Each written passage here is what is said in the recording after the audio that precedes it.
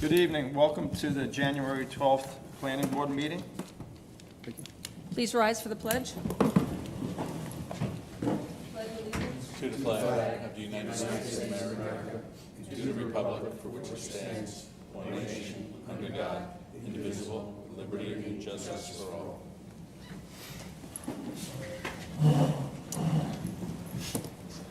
Good evening. As we've done the last few weeks, we're going to continue with the reviewing the Town of Carmel Comprehensive Master Plan. Pat, would you open up the meeting, please? Certainly, Mr. Chairman. So, a couple weeks ago, I had given you the last update of the comments that we generated so far. We went back to the original goals and policies with a couple more cleanup items. Microphone. Talk's dead. Still doesn't have a voice. Rich is, my mic's dead, so I'm using Rich's. So we had some cleanup items in the general goals and policy stuff. Bob provided some additional comments, so did Craig. And then I gave you an update of all the zoning stuff we had done to date through the docks and water-related issues. Once again, Bob had a lot of cleanup comments, edits, and so forth in that document. After tonight, I'll include all of those edits and what we do through tonight in another update as far as we can get tonight. So, Ray, just to your point, we're on page 70 today of 262. I will ask that it's not too late to give Pat comments. Continually, Bob, so. Thank you for all that. I know I took a pass at it. Absolutely right. I'll And continue remember, to, but please find the time, this because is- once this goes, it goes. We need This to. is still an internal draft document among us, so go back to the beginning if you want, go back, as we go through some of these things, it triggers me to go back to the beginning again on some of these items, so feel free, it's not done until we're done. So we did get through the water-related issues at the last item, at the last meeting, and we are up to page 70. Now we're starting to talk about some of the special districts. So a couple of things we can abbreviate tonight, but some things, again, we have to focus on in some detail. So the first is, we're at section 15630, which is the economic development floating zone. So if you remember when we talked about the goals and policies, we expressed a general objection to the notion of floating zones. It was an extra burden to an applicant to come in to then petition the town to make a modification, to create to apply a special zoning district in a particular area. Our point was, don't make it complicated, make it simple. If there are areas where we want expedited economic activity, build it into the zoning that exists permanently in that particular area. Don't make it optional. And what happens when you create floating zones is there's another level of discretion that has to occur. Sometimes that can get less than, it becomes a little biased occasionally, political, for lack of a better word, when that conversation occurs. So, that's why you had this general philosophy of floating zones was something we did not favor. So, the economic development floating zone is, it's not attached to any geographic area, and it includes generalized policies to facilitate economic development. So, unless your view of these has changed, why are we doing it? So again, there's nothing that's in here that is unusually beneficial. You don't get twice the density if you're in the economic development, or something like that. So it sort of says we're going to help you, and there's provisions that facilitate economic development. But again, if we want to encourage that in the hamlets or in the commercial corridors, build some of those provisions into the new zones that we've created for those areas. So once again, unless you see a need for a floating zone, an economic development floating zone, our original recommendation with respect to this was it's duplicative and perhaps unnecessary. So Pat, I have, not too many, but I have a number of comments that would only apply if we were to assume these provisions were actually adopted as Yes. opposed to what you're recommending and which I agree with. Should we So that's bother the point. taking them?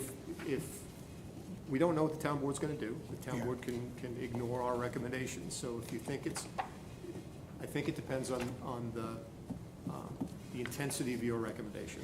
I If also your think recommendation, if- just don't do this. If our recommendation is not to do it. Right. My preference would be to hold the comments. We'll get another shot at this after the. That's a good My, point. my assumption, and I'll ask the town board this, is anything you change from our recommendations, Has to give us come a back. courtesy of coming back to us. Yep. They have the That's final say, it's not our decision. And now But- that we talk about it, I would say, Bob, if we add, well, if, either take it away, but if Word you're is gonna a keep it in word, there, yeah. here's some comments, they're gonna say, well, we'll just take those Yeah, comments. and- exactly. I'd like to hold those comments in Okay. case we need them. You know what I mean? Got it. Okay, so that applies to the next section, 15631, which is the design overlay district. So this is, again, you have to petition the town to apply the design overlay district. If you do, you have to comply with certain design guidelines. I love the idea of design guidelines. They're embedded further on in the code, and I don't think there is one area of the town that's worthy of design guidelines and another area that's not. How do we tell an area that's, we don't care what the design of your area is, but we only care about where this applicant asked them to be applied. It's coming from an applicant, it's not coming from us, and it's wherever they choose to place it. So, same theory here, I would rather see those design guidelines embedded throughout the code. No matter where you build, you have to build quality stuff, and here's our standards. And again, we don't have to go through this petitioning process. So my suggestion is the Yep. same recommendation would Agreed. hold as we talked about weeks ago. Design guidelines are what we've been asking for For all along. years. Yeah, yeah. Because everybody wants something, but nobody can explain exactly what it is. So And we they help. need guidelines to be able to enforce something. If there's no guideline written, our old law said, no building shall be too similar or too dissimilar. Yeah. Yeah. What is that? How do you- That's It'll help you do your difficult, job. correct. And your job, by the way, Yes. because you are now the architectural board. So the design guidelines they included were very good. So what I've done is, so I have access through E-code to every ordinance in New York State. So I've already started looking at the other design guidelines, and to save you, so the other design guides are further on in the ordinance. We'll talk about that in a minute. But what, again, to save time, you don't know if it should be 2 feet or 7 feet, those sorts of things. All of those codes provide that ability for us to evaluate what they propose with everybody else's. And through Mike and my judgment, we can adjust some of that. So we don't have, I don't think you have to worry about the design, the specificity of the design guidelines. We can talk about them generally, but we'll get, what I'm alluding to is we will have the best guidelines because we'll draw from every place. And perhaps that's what they've done, I just haven't gone through the complete process yet. But the initial review of what they put in the overlay zone was pretty good, it was good stuff. And I think it will help you in your task of being now the architectural board for the town. So overlay district and economic overlays, we're recommending against. Pat, the one comment I want to make Yep. to the design guidelines, because it fits with the other comments we've been making elsewhere. Tell us what page I you're on, guess Bob. it's on page 83, subsection 9, about two-thirds of the way down, the sentence that said, buildings should be no less than 2 stories with usable floor space on the upper stories. We've incorporated a suggestion that the limit be 2.5 stories. Right. I would prefer that that get reflected. Yep, that's a very good point. That's a good catch. And, yeah, and we have to, all of those, I think the design guidelines were more generalized. I don't think they actually related them necessarily to all the other zoning amendments they had proposed. So that's even inconsistent with some of their provisions. We went, when I was reviewing for your input the other day, it does say 2.5 stories. Can you refresh my mind as to why we didn't choose 3? I thought all the meetings we've had with the town prior was 3.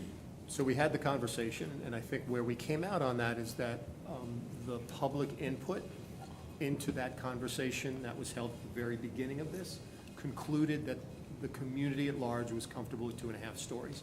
We had the conversation that 3 stories is an economic benefit, it's an incentive, and it's like, that's a number that will attract a developer. I remember meetings with Susie and Absolutely. others that said 3 stories. Mike, I don't know if you were at any of those, but I remember meetings that we discussed 3-story, everyone put the red flag up when it came to 4. And I thought our work sessions were 3 stories, and if it, I hate to go back, but if it does help with economic development, which does, God and- knows we need, why Right, wouldn't we So if you look think at. of, John, I think you had an opinion on this too. I did, sir. I remember thinking, is the right number 3, 5, or 3? Yeah, So, That's where we were sitting at the time. so I know because I was particularly concerned about 3 and above. yep, The public input about wanting our downtowns to look like Katona. You go down to Katona, there's nothing at 3 stories. yeah. It's That's- 2 that- or Katona 2 and a was the half. example. Yep. And that was a very strong view by the public, and that's And the board reflected. at times. So what I'll I say agree is, with, I agree with Bob. We can't look, and it's hard to put a number on anything. I think downtown, if something was to be developed possibly, we would want to see 2. If it's in the right place in economic development, would it be enhanced at 3? So maybe it should be, there it should read that it's between 2 or 3 stories depending on planning board review. so embedding discretion. This way we're not locked See, in. this is- I'm looking at Ridgefield here, that's some 3 there. There is 2.5 in Katona, there's 3 in Ridgefield. What you'll find is 3 is a developer's sweet spot. That's where they make money on projects as opposed to 2.5 or 2 stories where it's a project, but they're not gonna make money. Our deal is we're casting bait to fish, we're fishing. We're trying to bring people in to invest in these facilities. So a thought, Anthony, is, so discretion is one thing, subject to the decision of the planning board. The other thing is when a commercial property abuts a residential property, within a certain distance, it's 2.5. And then if you're set back 100 feet or 150, you can go up to 3 stories. So there's a transition between residential zones. You could build that into the zoning, that's an So- option. So if you just look at downtown Mapac Hamlet, at least from my view, most of the more attractive buildings that are in the general area, not necessarily in that one block, they're 2 to 2.5. The largest building is right across from the Kobu parking lot on the other side of the street. I'm sorry, it just doesn't look nice. Now, that I think Yeah, is it's 4 and stories. it's an ugly building. And so, and I'm going back to the public sessions where people were given an opportunity, they saw what a 3-story building would look like, and they chose not to do that. That's why we've got to. Yeah. I think the flexibility that Anthony was talking about, because now I'm looking at more pictures, including Katona, there's 2 clearly 3-story buildings. Yeah, on top of Wood Nickel. And- That's why I And This there's is one a facade. They're one historic, next no, to it. it's an Look at the historical one next appeal. to it. And that's it, yes. I just think we should have flexibility because we want development. I'll just add one other piece. A 2.5-story building or a 2-story building, the ground floor is still commercial space. So a 3-story building gives you 2 floors of residential use above. When it's a 2.5-story building, it's 1 and 1.5 stories of commercial, or residential space above. That's not if I'm a developer, that's not enough. I need a better yield to invest in the property. So that's why 3 is the sweet spot. First floor is commercial space, 2 floors above. And you see that in more frequently in downtown. So how do we I'll show it to you. achieve in these rules, if you went to 3 stories, a design that actually comes out like Katona and not like the developments that are just over at Summers Common, or whatever that is, which is really Through unfortunate. the design guidelines. So absent that, you've got the threat that you'll get crappy-looking square buildings that have no character. If we impose the design guidelines early and they're clear, the developer builds that into the economic pro forma. They expect to spend a little bit more on the decorative trim of the building, and it's built into the project. It's not something that comes after the fact. Too often, that's what we do today, because we don't have something to say, do it this way. So when they come before you, and if they've already invested in their architecture and their site development work, then we say, oh, can you make it better? And they're saying, well, we didn't cost that out. Now you're costing me money. If it comes in the beginning of it, we're not costing them a nickel. They build that into the project. So the design guidelines, in my opinion, are the key to this. And if they're good, well-written, and clear, it's gonna, I think, help an awful lot. That's my opinion. The problem is our code is parking-centric. Everything is based on parking. So if you can get the same square footage on a smaller footprint and allow yourself more parking where that building would have been, that's also economically, because now they're not going and fighting over where do we get parking, where do we get parking. And that's the other piece about 3 stories, parking below, that becomes a story. So now, where do you get the rentable space? You don't make money on your parking inside your building. I believe that Hamlet of Carmel has a couple of 4-story, you Yeah, count the that's- backyard, the slope down, but they have several 3 stories on a road, Yep. right? Yeah, So can we, how'd you phrase what, Well, I think we shouldn't be locked into any one number of stories. I think we should have a range of 2 to 3 stories. I think it should depend on location, zoning, what the project is, what the topography of the area is, topography's a which big is the piece of key, this. okay? A 3-story building may not look like a 3-story building in the right spot. Yep. And to your point, Pat, is a builder's not gonna come in and build a 2-story. It's just not economic. We saw it with the proposed on the boutique hotel. It came in as a 2-story, and then as soon as they ran numbers, they came back as a 3-story. So, I mean, we have to be conscious of that. And then to enhance the architectural guidelines, a builder will be more inclined to adhere to those guidelines and put that 3rd story in because he's getting better return. And it also puts his name on the building. You know, his name's associated with that building. That's right, there's no doubt about it. But again, to Bob's point, this is controversial. It's always controversial in these downtown areas because the downtown areas abut residential areas. So people think those taller buildings are problematic.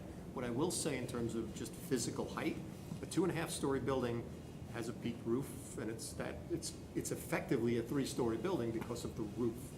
A 3-story building with a design guideline that flattens the pitch of a roof, for example, it's a little bit taller, but it's not a heck of a lot taller. So they're generally equivalent. I always say 2.5 and 3 stories in these downtown areas, it gets sort of lost in the soup after a while. Once you start to go to 4 stories, anybody on the street notices that. That's a tall building. But 2.5 and 3 is about in the same wheelhouse, you know what I mean? So design guidelines can help mitigate the impact, the visual impact of that 3rd story. But again, my philosophy on this is defaulting to trying to encourage something to happen in our commercial districts. And as long as we define the areas very specifically, only here and here, and not elsewhere, we need to give them something to get it Yeah, going. I tend to agree with what Anthony's saying, you know, depending on the area, depending on Yeah. the topography, which is very important, and then the economic part of it, right? So it's not across the board, we're not gonna say only 3 stories or only 2.5. What is best for that area? And to your point, how if it's really abutting residential areas, we take that into consideration as well. And I think, Vicki, what's really important to bear in mind is right now, one commercial zone. It Yeah. applies everywhere. Yeah. There are now 12 commercial, whatever it is. So we can be geographically specific on Yeah. how we address height. Yeah. It could be I 2.5 in one of those commercial zones, 3 in a different one, back to 2.5 in the adjacent. Well, I think that's the variety. I think that flexibility that we offer is gonna depend on those points that we're making. It's not gonna be straight across, Yeah. it's gonna have those things, you know, I those think we attributes. reached consensus here. Yeah. So that's good. I know John was questioning this the last time. When I was reading through it, I had, So, so. Mr. Chairman, far be it for me to ever question you. No, I no, just no, say, no, but- I say 3 and 3.5, and the reason I said 3.5, I think I said it last time, was if it's in the right place and you train with the fire department and you have standpipes, Yeah. you can now put parking on the bottom and that developer can make money. You could have parking on the first floor. And If again, it's in the right place. That's not a carte blanche, blanket wide statement, so I agree with all of Case you. by case. That's the Correct. flexibility, that's what we're I saying. agree with all of you. And Remember- that's 3.5. 3.5 is big. we don't have to. Well, with a good roof. I'm sorry, John. No, go ahead. We don't have to solve this tonight. We simply have to tell the town board, can move we on. ought to think about this Yeah. again. So can you rephrase that in that, Mike, you good with this? Yeah, as long as they meet the building code. Yep. My comment I was gonna make is there's actually 3-story buildings that are lower than 2.5-story buildings. Because they actually push the roof up so high to make the 2.5-story building, because they want as much wall space as possible, that the roof, the peak actually goes higher than the 3-story building, so it's, the numbers aren't exactly a giveaway, it's sometimes height of building. Okay, good, thanks. So the next section of code are our special permit uses. So, special permit, and just a primer on special permit uses. A special permit use is considered a permissible use in whatever zone it is, provided you comply with the standards. So this next section calls out those special permit uses and establishes those standards. I'm on page 88. So again, special permit uses typically apply to uses that require a little more regulatory control than a typical permissible as-of-right use. So it's often problematic uses or uses that vary depending on how they're used. Like, for example, a house of worship is typically a special exception use. We have an application this evening that's one of those. Sometimes they are very heavily used, other times they're not heavily used at all. Sometimes they have lots of accessory uses associated with them. That's why they're typically special permit uses. So we have a bunch of them. So there's typically two sets of standards that apply to special permits. So the first is this, what you see on page 88, which are general standards. And these apply to all special permit uses, and they're much more general. The site shall be accessible to the fire and police departments, the sort of generalized provisions. What the consultants have given us a fine, that's sort of typical and standard. I did come across one issue of concern, so on page 89, items C and D appear to conflict. So they've added the waiver of standards provision. So as I said before, all these uses will have a series of standards, a couple of them or sometimes many of them. What C is saying is you as the planning board can waive those standards, which technically is a viable approach. That's fine. Some codes empower you to waive standards. Typically, when there's something in a code that you don't comply with, you go to the zoning board and you get a variance. Item D says that. An area variance. When you don't comply with some of these things, you have to go to the zoning board and get a variance. So which applies? Do you waive it, or do you have to go to the zoning board? It's unclear between C and D which would apply. So I have no preference, but it either should be either C or D. Either you're waiving those standards if you don't meet this criteria, and you're done, or you can't, it's not your authority, go to the zoning board and get a variance for the fact that you don't comply with a particular standard. Isn't it the zoning board's job to approve, disapprove a variance? It So is. Wouldn't we So stick with We'd be C? taking that away from them. Special permits are an odd duck. So many communities, the special permit authority is the zoning boards entirely. It's the zoning board that grants the special permits. So it's by the state enabling legislation gives the legislative body the authority to assign that to whomever. Some communities, it's the elected officials that grant special permits. So as I said before, there's no right or wrong answer to this. They've given it to you. I think they think you are the best entity to evaluate the consequences of these various uses. I tend to agree with that. So I like the fact that the approval authority for the special permits lies in your lap, not the zoning boards and not the town boards. We currently have that now. We do have that now. Right now, it says the planning board can waive in whole or in part any portion of this code, I believe is the wording. Yep. So you do have that now, it's just, It's just the way, what we Written. have now, pick. So it's contradictory, C and D is contradictory. So this is important for you. So do you want to be the entity that's waiving things in the code? For example, a required number of parking for a particular use might be a special permit standard. They don't meet it. Do you want to make that waiver when typically that's what the zoning board does on a monthly basis? Do you want to assume that authority? So maybe as we go through some of these, you'll see what the standards are, and that'll help you make that decision. But I think that's important that we tell the town board who should make that decision. You know, one other final point, a special permit use is a special use, right? It's held differently because it has the potential of consequential impacts. Shouldn't we be sharing the evaluation of that with all of our land use boards? That's one thought. You know, because it's special, maybe we want the zoning board to look at it too, because those are 7 smart people too. Maybe they have an opinion about how this should be done. Clearly, when it is maintained with you, it's expedited. It makes it quicker. But again, these are uses that we don't necessarily want to rush through the process because they are special.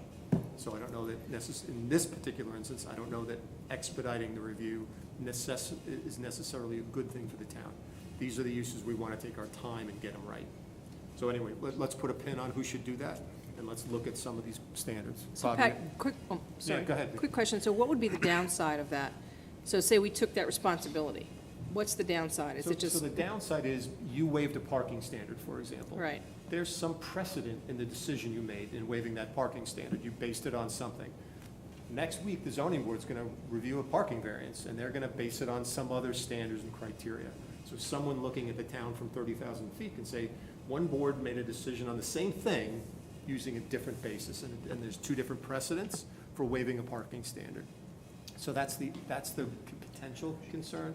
I don't think that's a real significant concern, because that takes a sophisticated guy to realize that's a distinction between your boards. And as long as you document the decision you made appropriately, it's probably okay. So again, Vicki, I don't care. I don't have a strong opinion on who should be doing this one way or the other, but there's pros and cons. Yeah. Bob, yeah, Tom? I have another comment. I don't disagree with anything you just said. Pat, I assume you're gonna be moving further down. Yep. So I But just wanted to, Before you do, I have something further up. I wanted to comment on F. Okay, I'm 9 Get in line. up here. Oh, well, then you go Okay. first. So, number 9, quick comment. This is, utilities. Yep. Talks about shall be adequate to serve the use. Do we need to put in something in there about not detrimentally impacting others? This was the issue we had with the hotel. If you're gonna use up all the sewer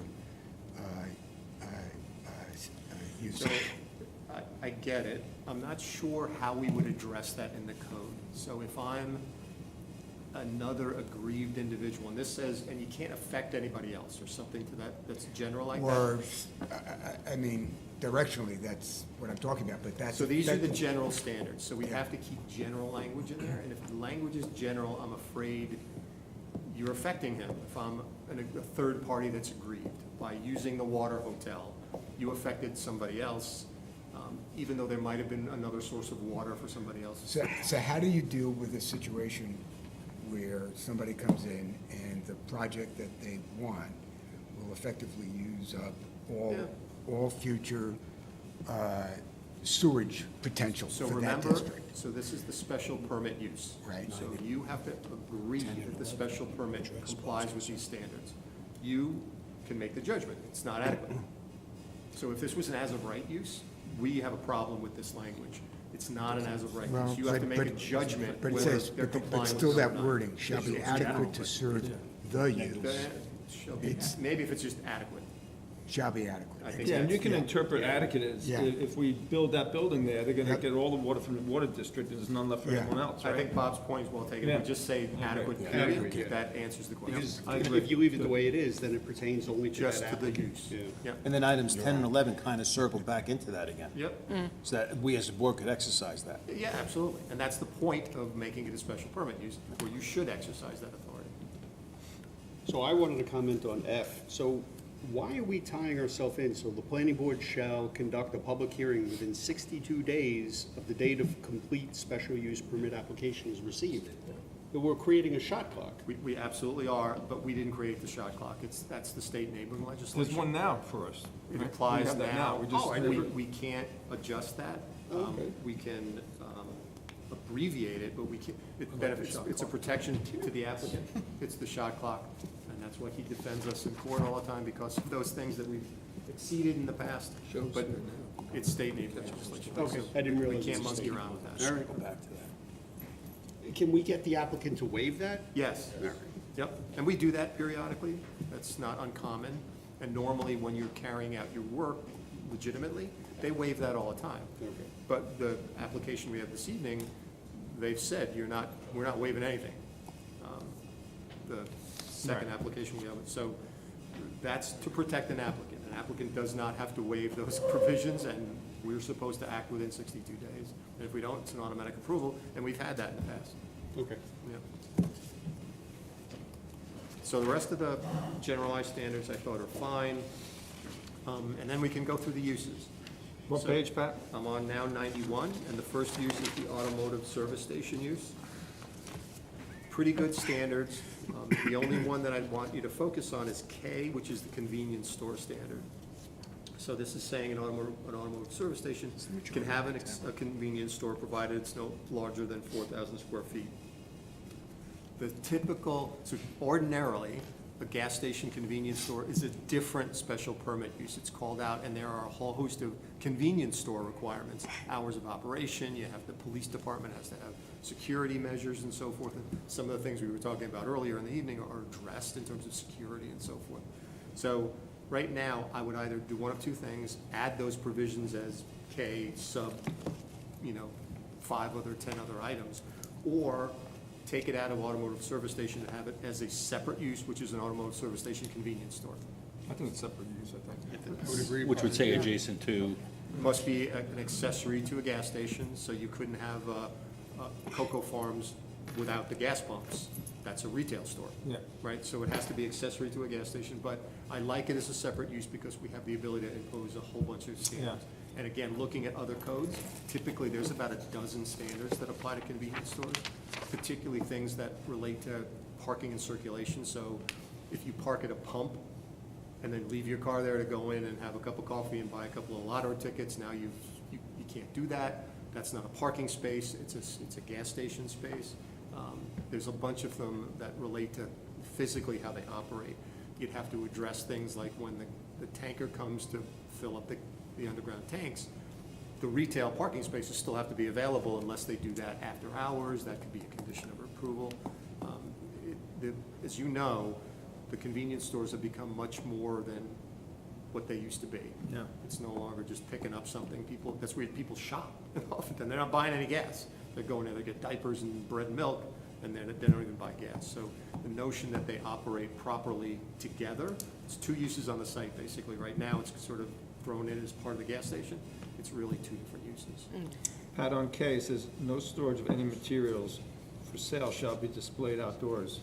A lot of these stores sell the propane. Firewood, propane. Firewood, Firewood, salt. yeah. and So, rock salt. so that's one of the criteria you fluid. see all the time. What you often see is piles of Coke cases.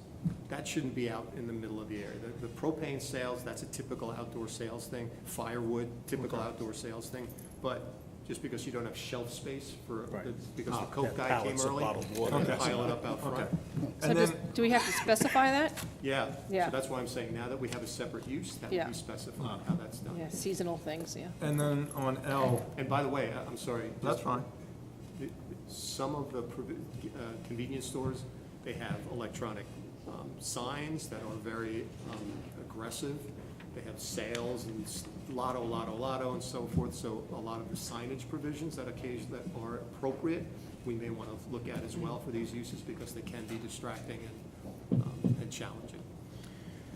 On L, should we remove "and heavy-duty vehicles"? Automotive filling stations shall not be designed to serve tractor trailer and heavy-duty. All these gas stations have heavy-duty vehicles coming with the landscape trucks, the trailers behind them, the lawn mowers, the gas What's the cans. threshold for So heavy duty? Yeah. I Is leave it a that up to you. dual rear? Is it do you go above? So the Mack truck repair facilities are not typical automotive facilities. There's one of those in every 4 communities as opposed to 10 automotive facilities in every community. So you see them. Those are the big tow trucks that pull the broken right. down trucks off 684. It's fire trucks being repaired and so forth. They don't fit in the automotive or typical neighborhood gas station. Right. They typically belong in those heavy vehicle repair facilities. So that's why I think this is here. Oh, okay, all right. That comment I have Fine, and it's- generally to this section, do we need to think about looking forward to technology, EV charging? Yeah. So for example, you go down I-95, you see this more and more. You'll see a gas station filling up facility, you'll see the convenience store, and there'll be 5 or 6 or 7 chargers. Yep. That may change over time, and it just seems to me that the mix and match ought not to be a problem to begin with, and the more you are charging and the less you are filling, the less you are concerned about some of these other things, So I pumping. think so what's a fast charge for your car? It was 0, probably over an hour. So that's an hour sitting in a parking That's space. today. Yeah, well, yeah, That's today.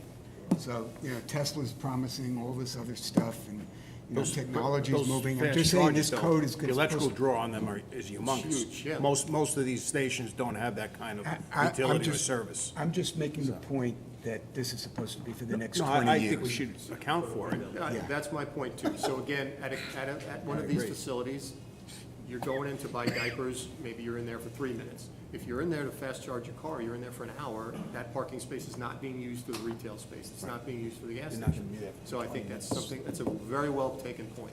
Okay. We need to accommodate that. The other question I had is on D, on page 92.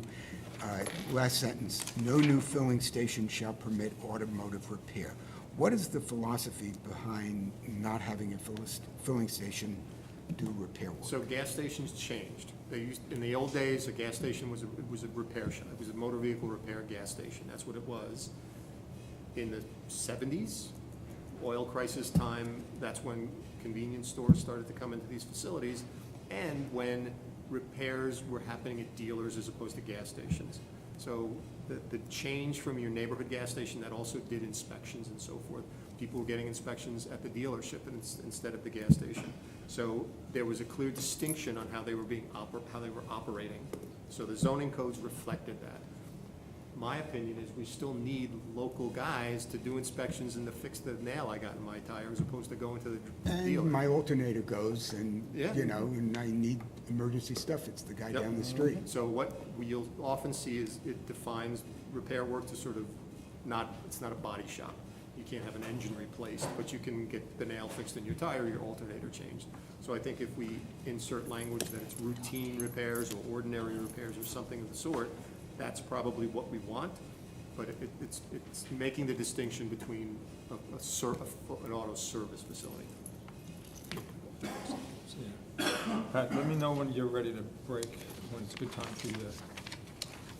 So let's just try to do a couple more, which are good. So auto sales lots, so we. What page? I'm sorry, go ahead. 36. Yep, okay. So Same page. we have experience with one in this community. We've dealt with a couple of applications with them. These standards, I think, are pretty good. But again, I encourage you to take a look at them and see if there's any issues that we came across that we need to embed in the code. So the one issue with this one that we had because of the residential neighbors related to lighting, if you remember. So maybe we want to add a provision that lighting is designed with our design standards, that meets the requirements that our design standards will eventually have. But That's isn't the that one true thing. with all our projects, is we're It gonna is. have the lighting, Yes, downward but I just lighting? remember when they were before us, there was, because of the apartments that were nearby, there was an issue of lighting that we talked about. I was just trying to remember what issues came up when we dealt with these in the past. Why is there no parking in the front setback? So I think that relates to the concern that that parking was the car with the trunk up, with the hood up, sail and balloons and the wavy wiggly guy. I think that's what that was intended to address. I can visualize. But if they park there, they can't put the wiggly guy up. Wiggly guy. So we could do it by preventing the wiggly guy.